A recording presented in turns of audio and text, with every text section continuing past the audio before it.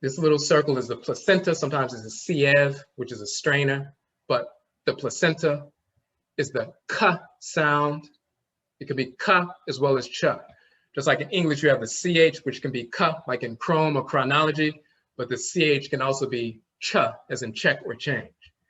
This little placenta symbol, little dark circle, it can be the k sound or the ch sound. Then you have the f, which is the horned viper, the f, and then the loaf of bread, which is the t. Now, you see here, it has an h with the symbol under it. Now let's look at something.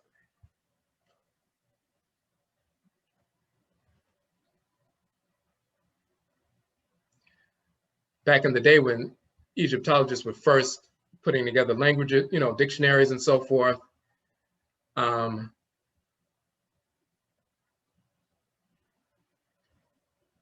this is one of those dictionaries.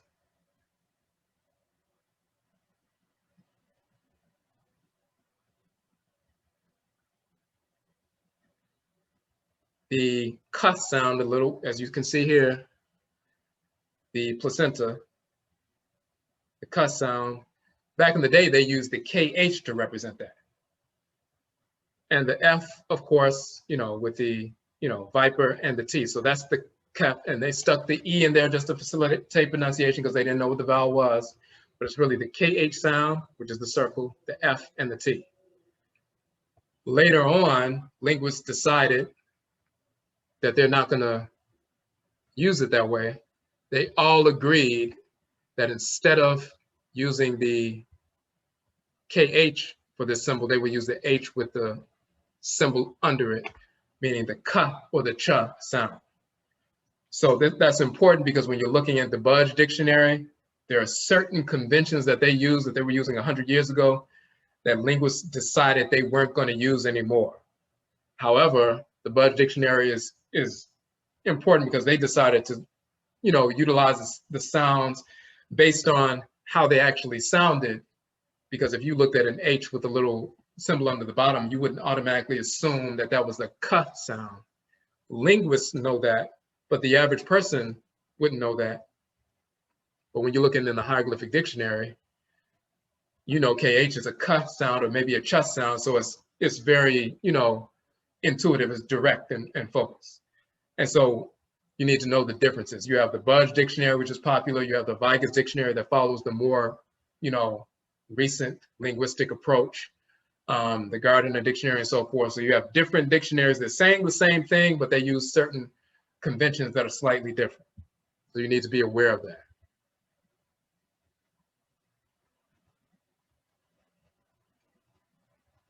But just to go back down.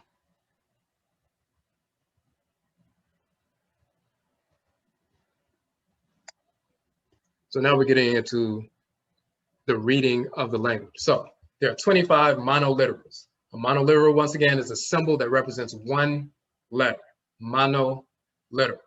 There are 25 of them. And this is the brother Ankh Mira, by the way, who transitioned, who wrote this book. This is Anthony Browder, who's, he's written a number of books and so forth. They were in Cairo at the time. Now, phonograms of Kamit. This is the monoliteral sign list. There are 25 monoliterals. There are 25 symbols that represent one letter. This symbol, they'll say it's the African vulture. They used to say it was an eagle. Then they started saying, well, we think it's a vulture, but there's the African fish eagle that is indigenous to Kamit that represents that bird as well. We see that as that African fish eagle. So they've gone back and forth. They'll say it was the eagle or a vulture, and they're not sure, but that African fish eagle you'll see, and even the sound that the African fish eagle makes is representative. But that bird symbol with the flat head and so forth is the symbol.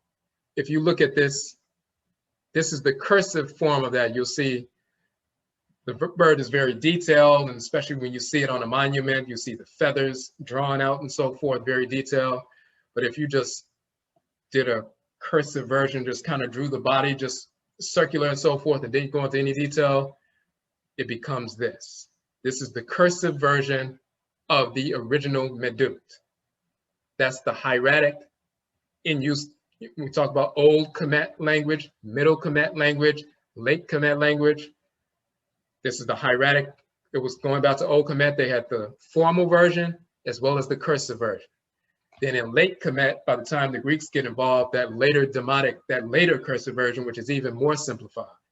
But it's the ah sound. You see that little eagle, or quote unquote vulture, but the eagle, it's the ah sound. That's why he says the A as in the English father. The cursive version of the ah sound. And if you look at this, if you look closely, look at a lowercase a in English, that is the same symbol. It is the ah symbol. This is where English got the ah symbol from. Now you have the reed, the flowering reed. They decided that they're going to use the I for that symbol. And they also decided that this, the 3, looks like a 3, basically. They would use that for the ah symbol. They decided on that later on. Linguists decided on that. That's what they call the IPA. That's the set of symbols that linguists around the world agreed upon. So they said every time you see a bird, instead of writing the English letter A, they would just draw this symbol. They would write this symbol to translate it. They decided that they were going to use the I, the English I, to represent this. So if you're translating these words, if you see a bird in ancient Kemet, you're trying to translate it into the English script or translate it and, transliterate it, they started using the I.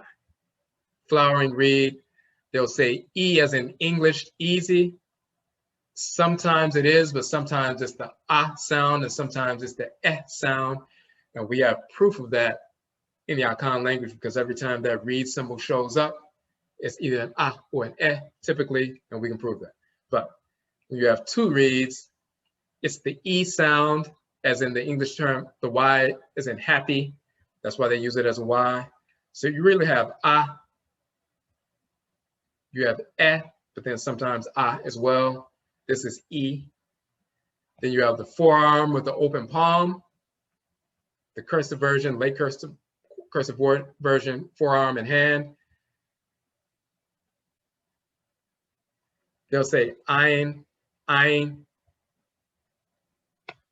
When we look at it consistently, it's more like an on, but they'll say ion, ion. So, but it's more like an on, on. Then you have the little chick that represents the U or the W, the oo sound. So that's translated as transliterated as W or U. They'll use either one to translate that one. The leg, and even you can see here, the cursive version of this bird is the same as the English U, and that's why it's transliterated as U. You see this leg and the foot. The cursive version is that it is the B sound, foot and the calf. So it's the B sound. And if you look at the lowercase b, it is derived from this leg curling up into the form of a foot. That B sound, that is the B sound in ancient Kemet.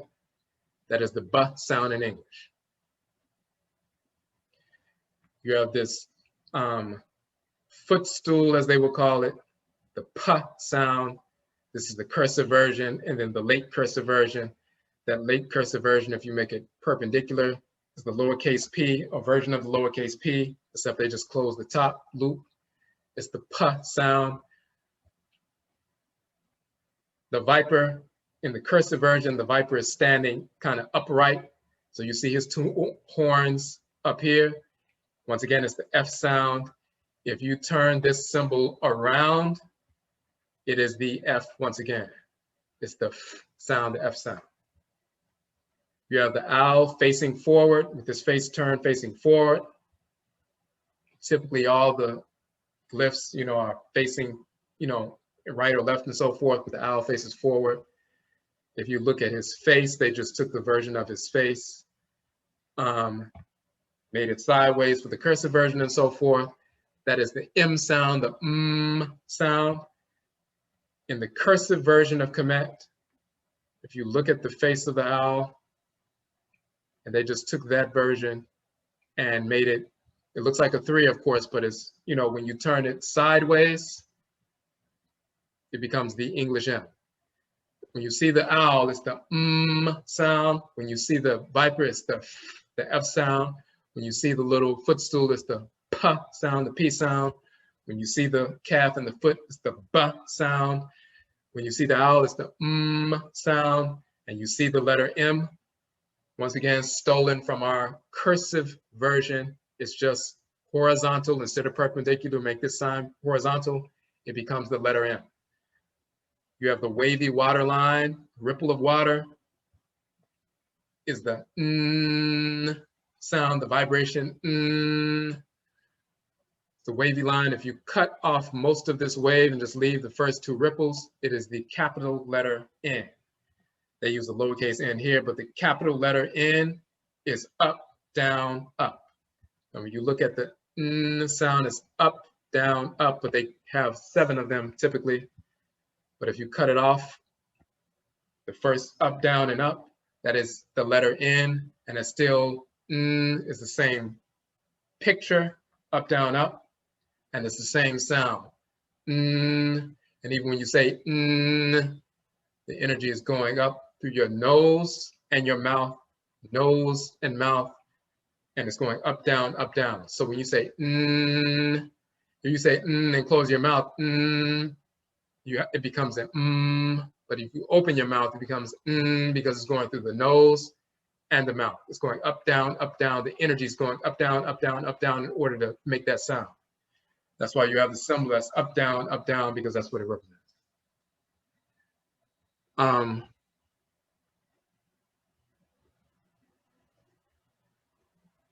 Okay. This is a symbol of an open mouth. If you just open your mouth and say that's the symbol of an open mouth. In order to make the sound you have to open your mouth like this. And that's why it's the symbol for the R sound, the or R sound. In the hieratic script, cursive script is written in this fashion. In the demotic script, it's still a version of the open mouth, but this is the lowercase r, as you can see right here. You have a pole and then a curved version coming out of the pole. You have the pole and then a curved version coming out of the pole that represents the R. So once again, we're still using the same sounds. You have one of the versions of H, the H sound. You have the cursive version, and then you have the demotic cursive version, and of course the lowercase h in English. If you flip around the cursive version, the demotic version of the H, this is where it's derived from. H, the H sound, as in home in English, the aspirated H, the H sound. This twisted flats is another H in the cursive version. These 3, loops and so forth are just kind of written in a zigzag fashion. And then in the demotic form, once again, it looks like the H of today. It's an emphatic H. In English, there is no emphatic H, but in Afuraitkaitnut languages, there's an emphatic H. So you have the ha sound, which is the regular H, ha, but then you have the het, which English doesn't have, and many European languages doesn't have. So we had to have a separate symbol for the emphatic H, the het. In Akhan, that becomes like the HY, the het, as well as the KY, het, and so forth.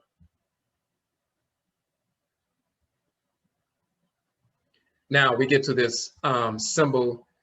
So you have 2 H's, the regular H, the H sound, the H with the dot under it, which is the het. Then they took the H with the, curve under it for the placenta, which we just talked about. And that's the K or the Ch sound, just like the CH in English can be K or Ch. It's the placenta. And as we saw earlier in the Budge dictionary, they just wrote it out KH. Instead of writing an H with a half circle under it, they just wrote KH because it makes more sense.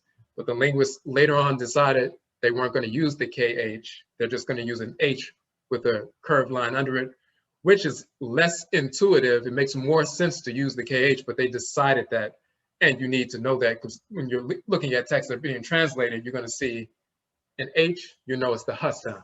If it's the H with a dot under it, it's the sh. If it's the H with the curved line under it, it's the ka or cha. Then you have another one, the H with the line under it. It can also be the ka or cha. It's an animal's belly with teats and so forth. And even here, you see the long pole with the curved line. If you make that perpendicular and turn it around, it is a symbol of letter H. So it can be ka or cha and so forth. You have this Dora bolt, which is the S sound. It can also be the Z sound, but the sa or za. In the hieratic version, the cursive version, it's still the straight line, but instead of using two circles, they just put two strokes because they're doing it cursive, doing it fast and so forth. And then in the Demotic cursive, they just do one little quick stroke and so forth. But if you turn this up, right side up, and if you did it quickly, you have those two strokes in the middle. And you remove the top bolt. This is where the S symbol comes from. So you have the S, sa, the Dora bolt, as in the English C. That's the horizontal S, the Dora bolt. But then you have the folded cloth, which is the vertical S. They have two versions of the S sound. Then you have the pool of water, which is the sh sound. So we have different symbols. Just like in English, you would put SH together.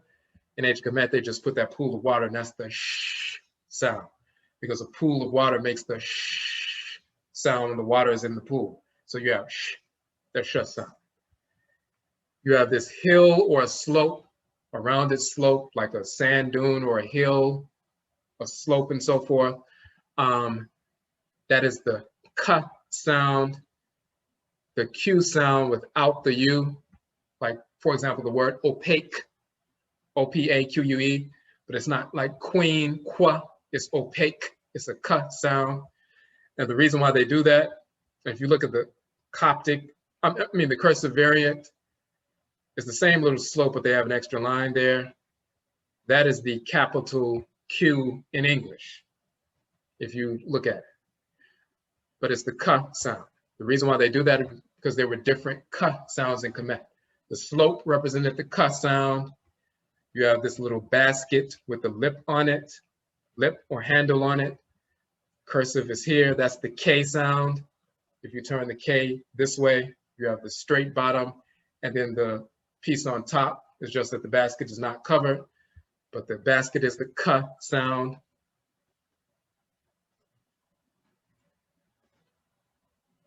Then you have the standard for a jar. It's the g sound or the G sound and so forth, as in the English go. You have the little loaf of bread, like a loaf of bread sitting on a curved loaf of bread sitting on a table and so forth. That is the T sound, the T. And this is one of those sounds, when you look at the various, and we're going to get into this, when you look at the way the symbols are structured, if you say at, when you say ah, you have to put your tongue at the roof of the mouth in order to stop the air from coming in the sound. So if you say at and you say ah, you have to stop it. So the tongue is flat, it's touching the roof of the mouth.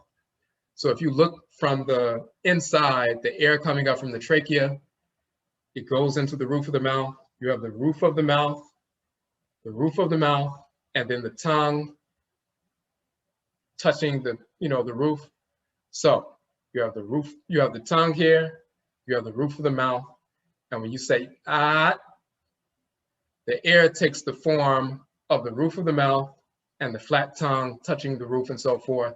So the air, when you say ah and you cut it off, the air takes the form of a semicircle. It takes this form in order to say T or at or ah. It has to take that form. The air takes that form inside of the mouth. The roof of the mouth, the flat tongue, and the air coming up from the trachea, it takes the form of this glyph in order to make that sound.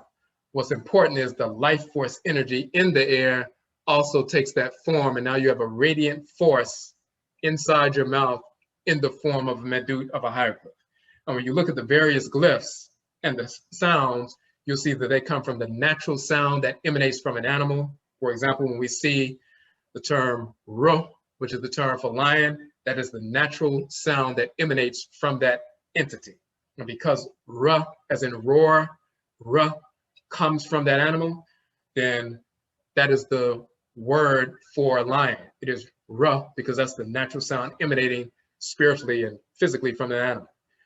Meow, you'll see in Kamit, M-A-U, is the term for cat. Why? Because the natural collection of sound vibrations that emanates from that entity is meow, so they call the cat a meow. Same thing in Akhan, one of the words for cat is meow. So you'll have that, but you also have the, when the sounds manifest, the way the life force energy takes shape in the mouth and in the body, that represents the glyph itself. You have this tethered rope. That is the ch sound. It can be a t sound, but it can also be a ch sound, but it can also be a k sound. If you look at English, the ch can be cuz, we say like chrome, chronology. It can be ch, as in check or change, but ch can also be the shet, as in Charlotte, or chagrin, or charlatan, and so forth. So 3 different versions for the ch combo. You have this tethered rope, which can be the k sound, just like the ch combo in chronology, but it can also be the ch sound as well. You have the hand with the open palm. That is the D sound, the D sound. And then when you look at the cursive variant, you'll see if this closed up, that would be a capital letter D horizontal. If you made it perpendicular, that would be a capital D. And then you have the reared snake, the reared viper, kind of standing up and so forth. That is the J sound, like DJ, J as in judge. But if you look at the, if you made this perpendicular, that is the letter J sound, and it's the J sound and so forth.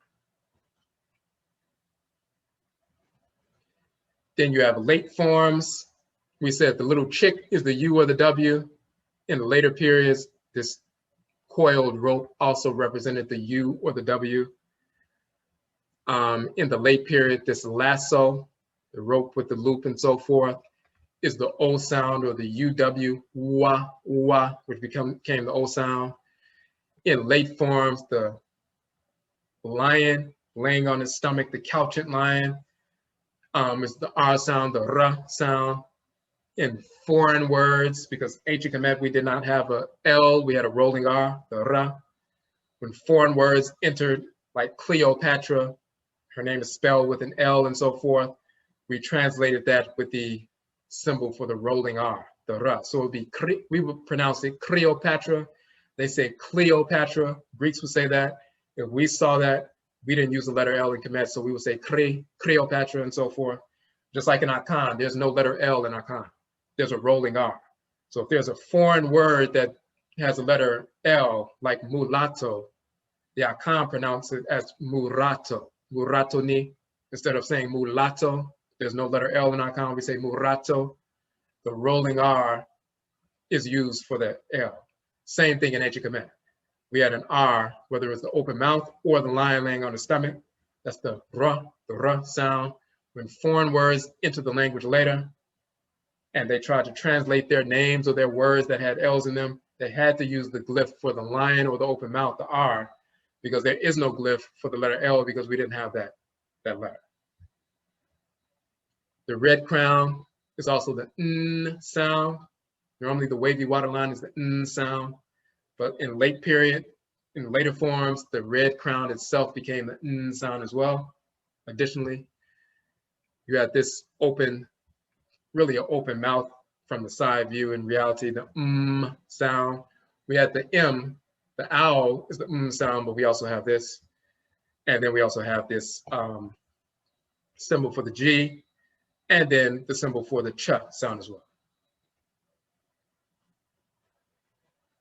So just like you have 26